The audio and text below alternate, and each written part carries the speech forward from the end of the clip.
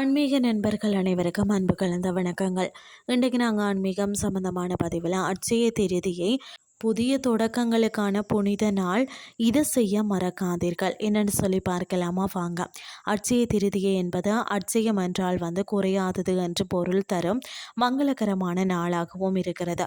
இந்த நாளில் செய்யும் நற்செயல்கள், தர்மங்கள் மற்றது வழிபாடுகள் யாவும் பல மடங்காக பெருகி நம்மளுடைய வாழ்நாள் முழுவதும் குறையாத நற்பலங்களை தரும் என்பது ஐதீகம். 2026ஆம் ஆண்டில் இந்த மங்களகரமான நாள் ஏப்ரல் 20 திங்கட்கிழமை அன்று தான் அமைகிறது. அதாவது திங்கள் காலை சூரிய உதயத்தின் போதும் திருதியை திதி நீடிப்பதால் ஏப்ரல் 20ஆம் தேதியே வழிபாட்டிற்கு பொருட்கள் வாங்கவும் உகந்த நாளாக கருதப்படுகிறது. நாம முன்னோர்களின் ஆசிய பெற அட்சய திருதியை அன்று அவர்களுக்கு தர்ப்பணம் அல்லது எளிய முறையில் திதி அளிப்பது குடும்பத்திற்கு நீண்ட கால நன்மைகளை தரும். கோயில் தரிசனம் பார்த்தீங்கன்னா அருகில் இருக்கக்கூடிய பெருமாள் அல்லது தாயார் கோயிலுக்கு சென்று நெய் விளக்கேற்றி வழிபடுவது சிறப்பானது. அதாவது தர்மத்தில் மிக சிறந்தது தானம்னு சொன்னால் அவரவர் பிறந்த ராசிக்கு ஏற்ற பொருட்களை தானமாக வழங்குவது தான் ஜாதக ரீதியான தோஷங்களை குறைத்து செல்வ வளத்தை மேம்படுத்தும்.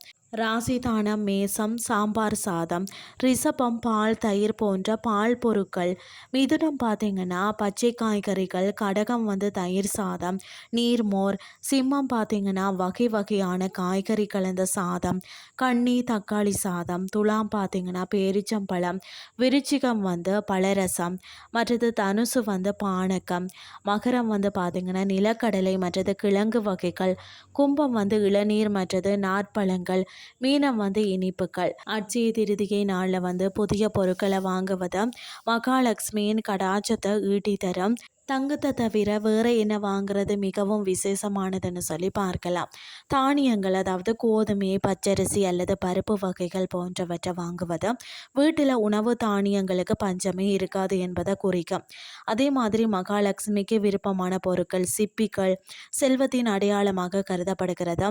ஒரு சில சிப்பிகளை வாங்கி அதாவது சுத்தம் செய்து மகாலட்சுமியின் பாதத்தில் வச்சு வழிபட்டு பிறகு பீரோவில் வைக்கிறது செல்வம் பெருக்க வழிவகுக்கும். பிறகு மண்பாண்டங்கள், புதிய மண்பானை அல்லது மண் சார்ந்த பொருட்களை வாங்குவது அதிர்ஷ்டத்தின் அடையாளமாக கருதப்படுகிறது. வெள்ளை அல்லது மஞ்சள் நிற பொருட்களை வாங்குறது மங்களகரமானது. குறிப்பாக தூய வெண்மை நிற ஆடைகள் அல்லது மஞ்சள் நிற துணிகளை தானம் செய்வது மிகுந்த புண்ணியத்தை தரும்.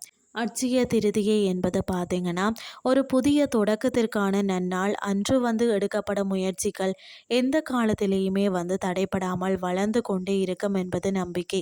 எனவே நான் சொன்ன மாதிரி இந்த நற்காரியங்களை இந்த நாளில் திட்டமிடலாம். இன்றைய ஆன்மீகம் சார்ந்த பதிவு உங்களுக்கு பிரயோசனமாக அமைஞ்சிருக்கும்னு சொல்லி நானும் நம்புகிறேன்.